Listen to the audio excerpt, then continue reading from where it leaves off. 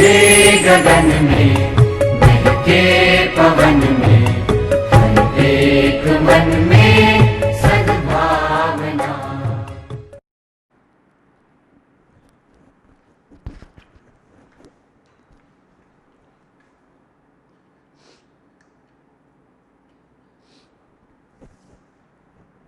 નમસ્કાર મિત્રો, સદભાવના સંકુલ હળવદ યુટ્યુબ ચેનલમાં આપ દરેકનું હાર્દિક સ્વાગત છે. છેલ્લે આપણે ઉદાહરણ ગણ્યું હતું, ગેલ્વેનોમીટરમાંથી વહેતો પ્રવાહ મેં તમને શોધવાનો કીધો હતો. આશા રાખું કે તમને લોકોને જવાબ મળી ગયો હશે. ત્યારબાદ આગળ વધીએ તો ટોપિક આવે છે મીટર બ્રિજ. મીટર બ્રિજની રચના અને અજ્ઞાત અવરોધ શોધવાનું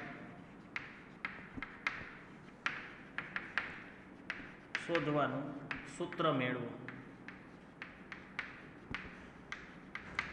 મીટર બ્રિજની રચના કેવી હોય એની આપણે ચર્ચા કરવાની છે. તો સૌપ્રથમ મીટર બ્રિજનો સિદ્ધાંત શું? તો એ વિસ્ટન બ્રિજના સિદ્ધાંત ઉપર જ કામ કરે. ખાસ યાદ રાખજો, વિસ્ટન બ્રિજની સંતુલિત સ્થિતિ પર. વિસ્ટન બ્રિજની સંતુલિત સ્થિતિ શું હતી? તો કે ચાર અવરોધોને એવી રીતે પસંદ કરવામાં આવે, એના મૂલ્ય એવી રીતે પસંદ કરવામાં આવે જેથી ગેલ્વેનોમીટરમાંથી પસાર થતો પ્રવાહ કેવો થઈ જાય? શૂન્ય થઈ જાય. તો પરિણામે જે પરિસ્થિતિ ક્રિએટ થાય એને આપણે સંતુલિત સ્થિતિ અથવા તો સમતોલન સ્થિતિ કહેતા હતા, બરાબર. અને વિસ્ટન બ્રિજ રહી એ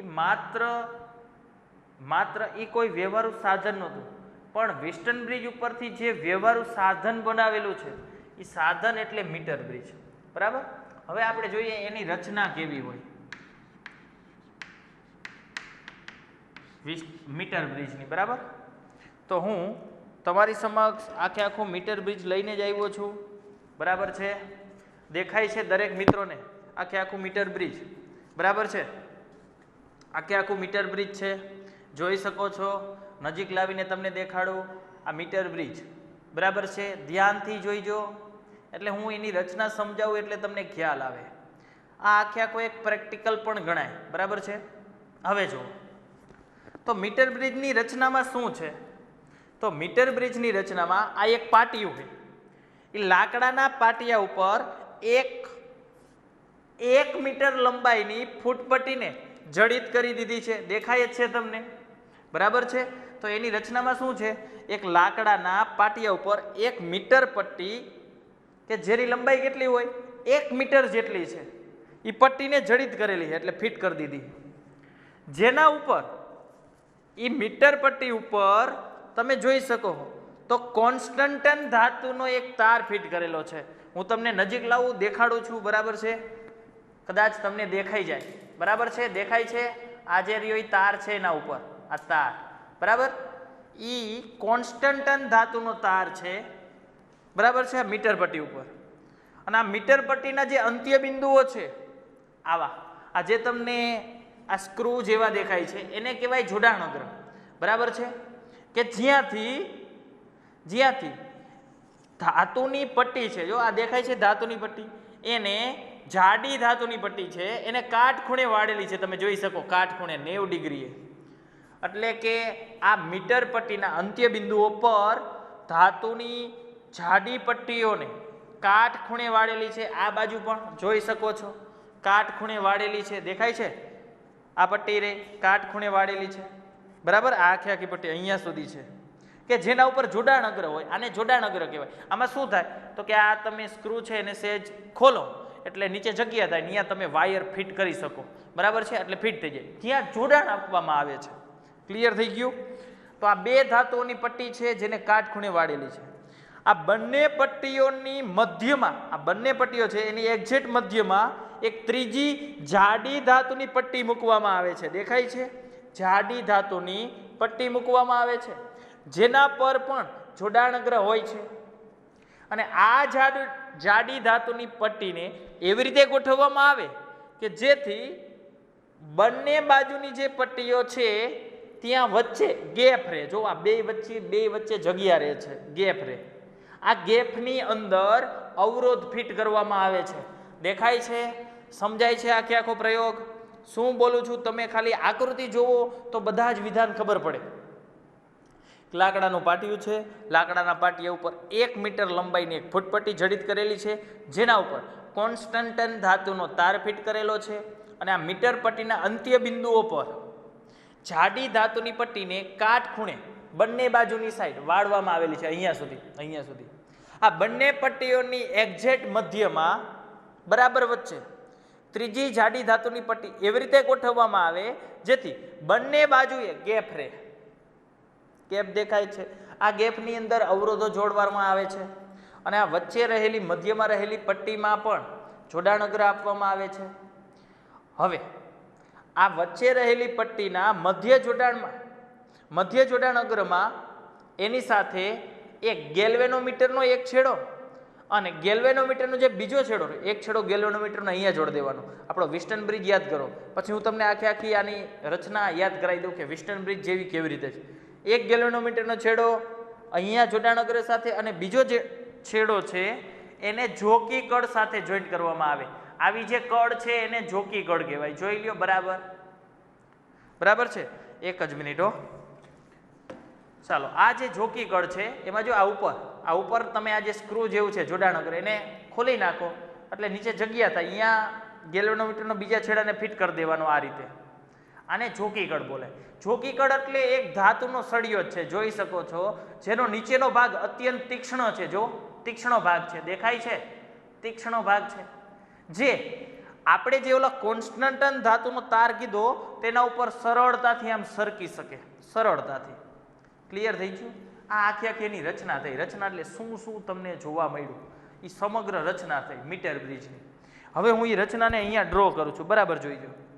શું હતું તો કે એક લાકડાનું પાટિયું હતું જેના ઉપર મીટર પટ્ટી જડિત કરેલી હતી. આ મીટર પટ્ટી દોરી નાખું કે જેની લેન્થ કેટલી હોય? 1 મીટર જેટલી જ હોય. આ મીટર પટ્ટી છે જેની લેન્થ 1 મીટર જેટલી જ હોય. 1 2 3 4 5 ઉપર સેટ લાંબુ લીટું આવે, 6 7 8 9, પાછા 1 ઉપર મોટું લીટું, 2 3 4 5 ઉપર અડધું લીટું. બરાબર છે? 6 7 8 9 મોટું લીટું. આવી રીતે આ મીટર પટ્ટી છે.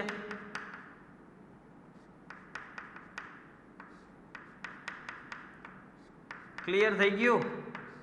સમજાય છે?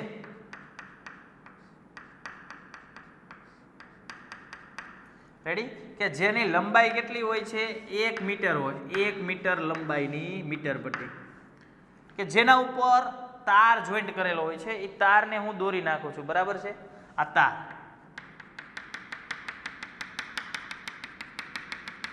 કઈ ધાતુનો હોય? કોન્સ્ટન્ટન ધાતુનો. અને અહીંયા પછી શું હોય છે તો કે છેડેથી જાડી ધાતુની પટ્ટીઓને વાળેલી હોય. અહીંયાથી જાડી ધાતુની જે પટ્ટીઓ હોય એને કાટખૂણામાં આકારે વાળેલી હોય અહીંયા સુધી. એના ઉપર જોડાણ અગ્ર હોય. અહીંયા જોડાણ અગ્ર છે, જોડાણ અગ્ર છે, જોડાણ અગ્ર છે. બરાબર? રેડી? એવી જ રીતે આ બાજુ પણ એવું જ હોય છે કે કાટખૂણે વાળી દીધેલી હોય જાડી ધાતુની પટ્ટીને. આ કાટખૂણે વાળેલી આ બધા જોડાણ અગ્ર છે. બરાબર છે? રેડી? આની એક્ઝેક્ટ મધ્યમાં પણ એક ત્રીજી જાડી ધાતુની પટ્ટીને મૂકવામાં આવે. ત્રીજી જાડી ધાતુની પટ્ટી આ મૂકી દીધી. કેવી રીતે મૂકવામાં આવે તો કે બંને બાજુ ગેપ રહે. આ ગેપ છે, આના ઉપર પણ જોડાણ અગ્ર હોય, જોડાણ અગ્ર હોય, જોડાણ અગ્ર હોય. દેખાય છે એક્ઝેક્ટ કમ્પ્લેટ? ચાલો, તો આ જે ગેપ રહ્યો, આ ગેપની અંદર મેં તમને કીધું અવરોધ જોઈન્ટ કરવામાં આવે. આ એક અવરોધ, આ બીજો અવરોધ. બરાબર છે? એક છેડો અહીંયા જોઈન્ટ કરેલો, એક છેડો અહીંયા. એવી જ રીતે અહીંયા એક છેડો, એક છેડો અહીંયા. ટેક્સ્ટ બુકમાં અહીંયાથી આમ ઉપર દર્શાવેલું છે. જેવી રીતે મજા આવે એવી રીતે દોરી શકાય. એક અવરોધને હું નામ આપી દઉં આર અવરોધ, એક અવરોધને નામ આપી દઉં એસ અવરોધ. ક્લિયર છે આટલું? આખી સંપૂર્ણ સમજાય છે. હવે આ મીટર પટ્ટીના જે અંત્ય બિંદુઓ રહ્યા ત્યાંથી બેટરીને જોડી દેવામાં આવે, જેનું EMF એપ્સિલોન હોય, અને એક કળ જોઈન્ટ કરી દેવામાં આવે. ક્યાં? મીટર પટ્ટીના અંત્ય બિંદુઓની સાથે એક બેટરી જોઈન્ટ કરી દેવામાં આવે, અને આ કળ છે. રેડી? કે જે આમાંથી વિદ્યુત પ્રવાહનું વહન થાય. હજી આપણે કીધું, હજી એક શું વસ્તુ હોય તો કે આ મધ્યમાં રહેલી જે પટ્ટી છે એના વચ્ચેના જોડાણગ્રહ સાથે ગેલ્વેનોમીટરમાં એક છેડો, આ ગેલ્વેનોમીટર, એનો એક છેડો એની સાથે અને બીજો છેડો રહ્યો એ જોકી કળ. જોકી કળને હું આ રીતે દર્શાવું છું, તમને મેં બતાવેલી જ છે, એકદમ તીક્ષ્ણ ધાર હોય, બરાબર. આ એની સાથે જોઈન્ટ કરી દીધેલો. હવે જો 4 અવરોધ થઈ જાય, આ એક અવરોધ, બીજો અવરોધ. ખરેખર આપણે આકૃતિ આવી રીતે દોરતા હતા વિસ્ટન બ્રિજની, બરાબર. અહીંયા એક ગેલ્વેનોમીટર હોય,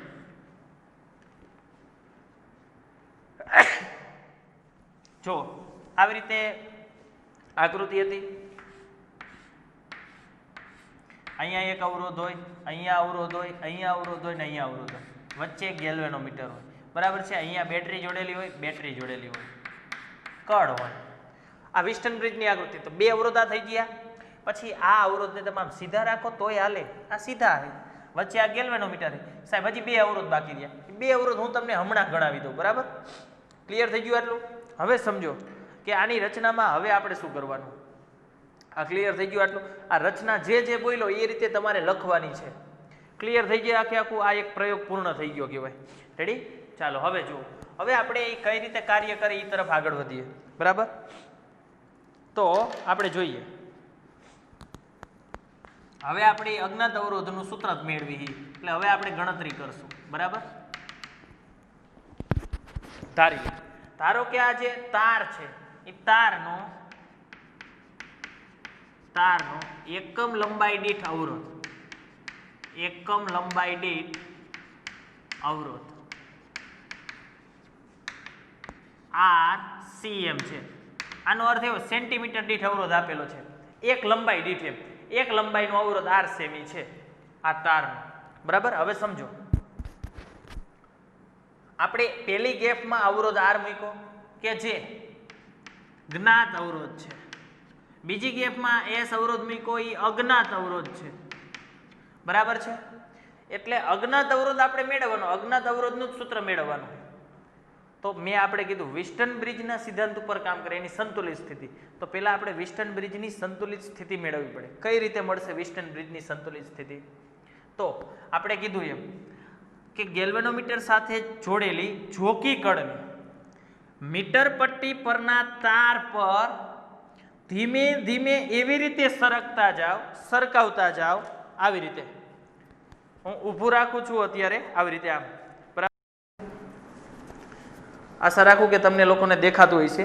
આ જે જોકી કળ છે એને આ તાર ઉપરના પેલા બિંદુથી, તાર ઉપર, મીટર પટ્ટી ઉપર નહીં, એના ઉપર જે તાર રહ્યો એના ઉપર, એને સાથે સંપર્કમાં રાખવાનું અને ખસેડતા જવાનું તમારે. આ રીતે હું જેવી રીતે તમને સમજાવું છું, દેખાડું છું, એવી રીતે ખસેડતા જાઓ તો એક સમય અથવા તો એક બિંદુ એવું મળશે તમને કે જ્યારે આ ગેલ્વેનોમીટરનો કાંટો રહ્યો 0 ઉપર આવી જાય છે.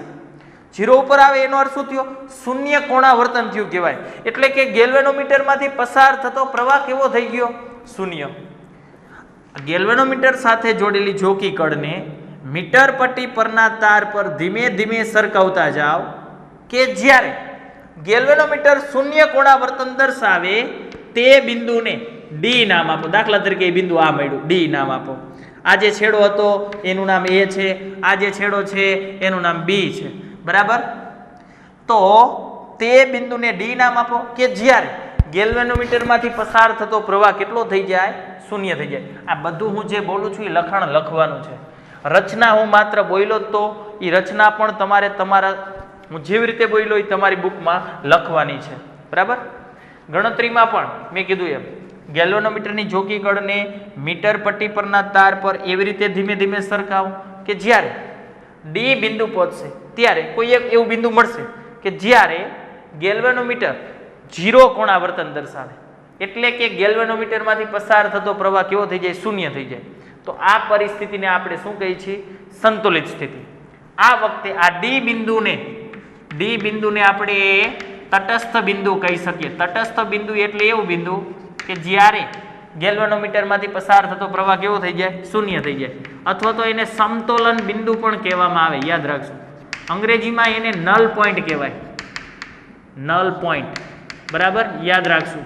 ઘણીવાર દાખલામાં MCQમાં શબ્દ વાપરેલા હોય તો તમને ખ્યાલ આવે. રેડી? ચાલો આગળ જુઓ. એ ડી બિંદુ મળ્યું. હવે આ AD જે બિંદુ છે AD લંબાઈ છે અને L1 લંબાઈ કહી દો, તો D થી B સુધીની લંબાઈ કેટલી થઈ જાય? 100 માઇનસ L1 થાય.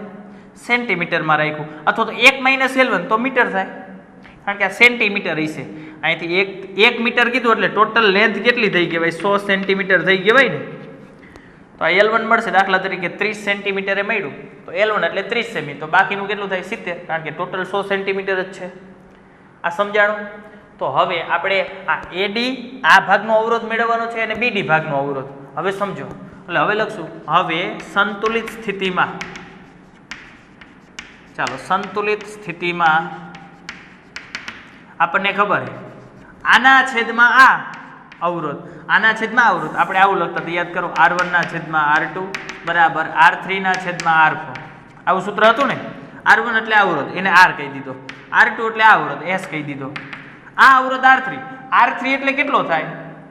તો જો આપણે આવું કહી દીધું, એક જેટલી લંબાઈ હોય તો અવરોધ RCM થાય. તો ટોટલ લંબાઈ કેટલી? L1. તો L1 લંબાઈનો અવરોધ કેટલો થાય? RCM into L1 થાય. એક લંબાઈનો અવરોધ RCM, તો L1 લંબાઈનો અવરોધ કેટલો? RCM ગુણ્યા L1, એટલે R3 એટલે આટલો અવરોધ થાય છે RCM into L1. સમજાણો? તો એમ R4 લંબાઈનો, R4 અવરોધનો કેટલો થાય? R4 અવરોધ કેટલો થાય છે? R4 તો આ લંબાઈ છે, તમને અવરોધ ખબર છે, એકમ લંબાઈનો અવરોધ RCM. આ કેટલી લંબાઈ છે? તો કે 100 માઇનસ L1 છે, એનો અવરોધ કેટલો થાય? 100 માઇનસ L1 ઇન્ટુ RCM. 83 મૂકવાની, 83, એક લંબાઈનો અવરોધ RCM, તો L1 લંબાઈનો અવરોધ કેટલો? RCM ગુણ્યા L1. ફરીવાર આટલા ભાગ માટે અવરોધ કે ભાઈ એકમ લંબાઈનો અવરોધ RCM, તો 100 માઇનસ L1 લંબાઈનો અવરોધ કેટલો? તો RCM ગુણ્યા 100 માઇનસ L1. ડાયરેક્ટ કરી નાખું, એટલે જો મેં આ લખી નાખ્યું સંતુલિત સ્થિતિ, આ બે કેન્સલ થઈ ગયા, આ સૂત્ર મળી ગયું, R ના છેદમાં S બરાબર L1 ના છેદમાં 100 માઇનસ L1. S ને કરતા કરી દો, તો કે આ સૂત્ર ઉપરથી જો L1 ખબર હોય, કારણ કે આ તમે મેળવાય છે ગણતરી કરીને, 30 મેળા 35 મેળા, એટલે તમને આ મળી જાય. આ તો જ્ઞાત અવરોધ હતો, આ ખબર તો અજ્ઞાત અવરોધ આ રીતે મળી શકે. સમજાણો અર્થ? ખબર પડી? તો આ એક અવરોધ થયો, આ એક અવરોધ જ છે બરાબર. આ બીજો અવરોધ, ત્રીજો અવરોધ, 1 2 3 4 વચ્ચે કિલોમીટર વિસ્ટન બ્રિજ જ છે, દેખાય છે? ક્લિયર થઈ ગયું? તો આવી રીતે અજ્ઞાત અવરોધ આપણે મેળવી શકીએ. અહીંયા લખી નાખો, આવી રીતે અજ્ઞાત અવરોધ S મેળવી શકાય. કમ્પ્લીટ આટલું. બીજી બાબત આપણે ખબર છે, તમે ધોરણ 11માં ભણી ગયા કે કોઈ પણ રાશિનું તમે માપન કરો તો ત્રુટિ ઉદ્ભવે છે બરાબર ને. તો અહીંયા તમે માપન કરો હો લંબાઈનું, તો કંઈક ને કંઈક ક્ષતિ અથવા તો ત્રુટિ રહી જ ગઈ હોય આપણાથી, ભલે ને આપણે એક્ઝેક્ટ 30 માંડ્યું હોય છતાં પણ આપણે 30 લખ્યું હોય, પણ છતાં પણ કંઈક ને કંઈક ત્રુટિ ઉદ્ભવે. જો આમાં ત્રુટિ આવશે તો નક્કી જ છે S ના માપનમાં પણ ત્રુટિ આવે છે. તો આ ત્રુટિને ઘટાડવી હોય તો શું કરી શકાય? તો એના માટેનો શ્રેષ્ઠ ઉપાય છે, યાદ રાખીશું આપણે, કે જેમ બને એમ આ D બિંદુ એટલે તટસ્થ બિંદુ 50 સેન્ટીમીટરની નજીક આવે, જેમ બને એમ 50 સેન્ટીમીટરની નજીક, એમ ત્રુટિ સૌથી ઓછી મળે. આવું પ્રયોગો દ્વારા જાણવા મળ્યું છે, એટલે આપણે યાદ રાખશું. જેમ બને એમ તટસ્થ બિંદુ 50 સેન્ટીમીટરની નજીક આવશે, 50 સેમીની નજીક, એમ S ના માપનમાં ત્રુટિ લઘુત્તમ મળે. છેલ્લે એ આપણે લખી નાખશું. તો આખી રચના તમને સમજાઈ ગઈ? ક્લિયર થઈ ગયું? કમ્પ્લેટ? સમજાવવું પડશે મારે બીજી વાર. રચના મેં દોરી એવી જ રીતે તમારે પણ લખવાની છે. કળ ચાલુ કરી દેવાની હો, કળને આમ જોઈન્ટ કરો, આ ચાલુ થઈ કહેવાય, એટલે કે હવે પ્રવાહનું વહન થાય. આમ હોય તો કળ ખુલ્લી છે, એટલે આ જોઈન્ટ નથી ભાગ, એટલે પ્રવાહનું વહન ન થાય. પણ આમ તમે જોઈન્ટ કરી દો, આનો અર્થ એમ થાય કે કળને અંદર બીણાવી દીધી, એટલે આ બે જોઈન્ટ થઈ ગયા ભાગ, એટલે પ્રવાહનું વહન થાય.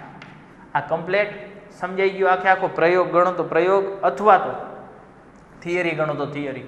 IMP થિયરી છે, આ પણ તૈયાર કરવાની છે. રેડી? કમ્પ્લેટ? ચાલો, તો ત્યાર પછી જે દાખલા નંબર છે એ દાખલા નંબર આપણે ગણીએ. ઉદાહરણ 3.9.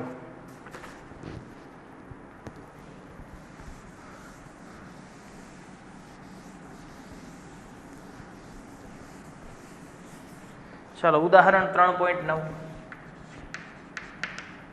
આકૃતિ એટલા માટે રાખી, ઉદાહરણ 3.9 માં કીધું છે એક મીટર બ્રિજમાં આકૃતિ 3.27 આકૃતિ એટલે આ જ આકૃતિ બરાબર છે. આ જ આકૃતિ એમાં કીધું છે એક મીટર બ્રિજમાં A થી આ A બિંદુથી 33.7 સેન્ટીમીટર આગળ એથી કેટલું ગણો 33.7 સેમી તટસ્થ બિંદુ મળે છે એટલે ડી બિંદુ મળે એટલે L1 લંબાઈ આપેલી કહેવાય. કેટલી આપેલી છે 33.7 સેમી. તો બોલો L2 લંબાઈ ખબર પડી જાય. L2 એટલે થાય 100 - L1. કેટલી થાય 100 માંથી L1 બાદ કરો 33.7 બાદ કરી દો 33 એટલે 67 એટલે 66.3 થતી હશે. બરાબર છે 66.3 સેમી. આ તો આપણે લખી નાખ્યું મીટર બ્રિજ આવે એટલે આ એક જ વસ્તુ તમને આ એક જ સૂત્ર આવડે અવરોધ વર્ગ. વિસ્ટન બ્રિજ હોય તો 4 અવરોધ આવે ગુણોત્તર. મીટર બ્રિજમાં શું આવે છે 2 અવરોધનો ગુણોત્તર તો સામે 2 લંબાઈનો ગુણોત્તર L1 ના છેદમાં L2 એટલે 100 - L1. બરાબર. ચાલો તો કીધું છે હવે જો S ને સમાંતર આ S ને સમાંતર આ પહેલી વાર હતું. પહેલી વાર આ જે હતું એ બધું એમ નામ S એક જ હતો પહેલી વાર. હવે શું કહે છે બીજી વખતે એવું કે S ને સમાંતર એટલે આની સાથે સમાંતરમાં 12 ઓહમનો અવરોધ જોડી દેવાનો 12 ઓહમનો અવરોધ. બીજી વાર પહેલી વારની આકૃતિ તમારે દોરવી હોય તો દોરજો ન દોરો તો પણ ચાલશે. બીજી વાર આ 12 ઓહમ જોડી દેવાનો. બીજી વાર એ આકૃતિ દોરવાની કઈ જરૂર નથી. તો સમતોલન બિંદુ કેટલા આગળ મળે છે 51.9 સેમી. એટલે ગણવાનું ક્યાંથી એને કહી દીધું તો એ થી ગણવાનું. એટલે આ પહેલો કેસ છે પહેલા કેસમાં આવું થયું. બીજા કેસમાં શું થાય છે સમતોલન બિંદુ બીજા કેસમાં L1 બીજા કેસમાં L1 કેટલા મળે છે તો કહી દીધું છે 51.9 સેમી. તો L2 કેટલા થાય બીજા કેસમાં 100 માંથી 51.9 બાદ કરો એટલે 49 એટલે 48.1 આવતા હશે 48.1 સેન્ટીમીટર. બરાબર છે. આ તો ખબર પડી. તો હવે શોધવાનું શું કીધું તો R અને S ના મૂલ્ય શોધો. R અને S બંનેના મૂલ્ય શોધવાના. R નું મૂલ્ય કેટલું S નું મૂલ્ય કેટલું. ચાલો બંને કેસ વારાફરતી લખીએ. પ્રથમ કેસ લખ નખાય પ્રથમ કિસ્સો કે જ્યારે શું હતું માત્ર R અને S જ જોઈન્ટ હતા. બીજા કેસમાં શું છે S ની સાથે 12 ઓહમ. પહેલા કેસમાં માત્ર R અને S હતા. હવે કઈ રીતે ગણતરી થાય તો ચેક કરી લેવાનું.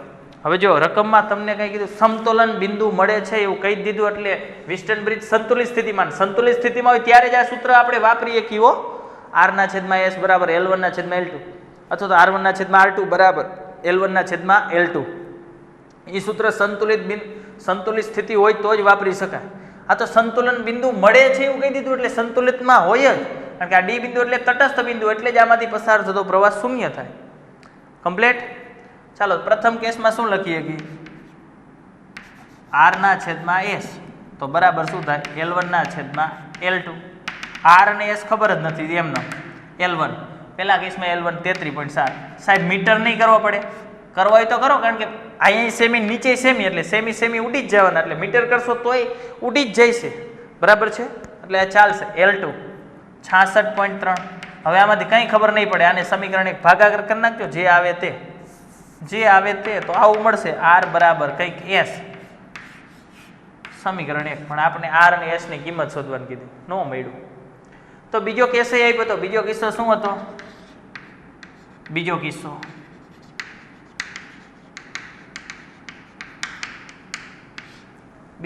શું હતો તો બીજા કિસ્સામાં આવું હતું S ને સમાંતર એટલે તમારે જે અવરોધ લેવાનો હોય ને એ આટલો અવરોધ લેવાનો હોય. અહીંયા જે હોય અહીંયા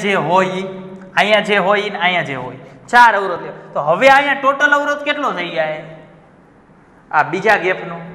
ચાલો તો હવે બીજા માટે સૂત્ર મૂકું R ના છેદમાં S ડેશ કહી દઉં એટલે આખા અવરોધને S ડેશ કહી દઉં. અહીંયા જે હોય લેવાનો અહીંયા જે હોય. બીજા કેસમાં આની સાથે જ સમાંતરમાં જોઈન્ટ હતો એવું કીધું હતું. બરાબર. તો L1 ના છેદમાં L2 અથવા 100 - L1 જે લખો તે R S ડેશ L1 કેટલા છે બીજા કેસમાં 51.9 L2 48.1.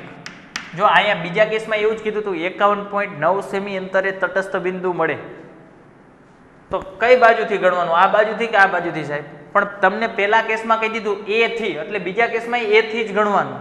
બરાબર એટલે L1 જ ગણવાનું થાય 51.9. તો આમાં S ડેશ ક્યાંથી મેળવવા જઈશું તો અહીં સાઈડમાં શોધી નખાય જ્યાં S ડેશ જ્યાં 1/S ડેશ બરાબર 1/S પ્લસ 1/12 થાય કે ન થાય. સમાંતરમાં હોય અવરોધ તો ઉલટો સરવાળો થાય. ધોરણ 10 માં પણ ભણી ગયા. બરાબર. અને આ ચેપ્ટરમાં પણ આપણે આગળ ભણી ગયા ઉલટો સરવાળો. તો સાઈડમાં શોધી નાખો 12 એકા 12 પ્લસ s એકા s છેદમાં 12 આ s છે હો ખાસ 125 નથી, ઉલટાઈ નાખો તો s ડેશ બરાબર શું થઈ જાય 12s છેદમાં 12 પ્લસ s મૂકી દો અહીંયા r એમ નામ s ડેશ એટલે 12s છેદમાં 12 પ્લસ s એવું લાગે તો આમ આવી રીતે કરજો એટલે ખબર પડે s રેડી અને અહીંયા જે ભાગાકાર આવે એ મૂકી દેજો 51 છેદમાં 48. હવે આના ઉપરથી પણ તમને r અને s નું એક સમીકરણ મળશે જે મળે તે જે સમીકરણ મળે એમ એટલે હું એમ નથી કીધું r બરાબર જ મળે જે મળે એ સમીકરણ r અને s નું. તો એક સમીકરણ આ બીજું સમીકરણ તો બે સમીકરણ છે અને r અને s ની વેલ્યુ શોધવાની છે. તો હવે આવડે શોધતા તો અહીંયાથી લોપ કરવાનો છે તો અહીંયાથી આ દાખલો તમારે હોમવર્કમાં ગણી નાખવાનો. રેડી r અને s અવરોધ છે એટલે અવરોધના એકમ આવશે ઓહમ. ક્લિયર થઈ ગયું કમ્પ્લીટ. તો બાકીની જે ચર્ચા છે એ આપણે આવતા લેક્ચરમાં કરીશું.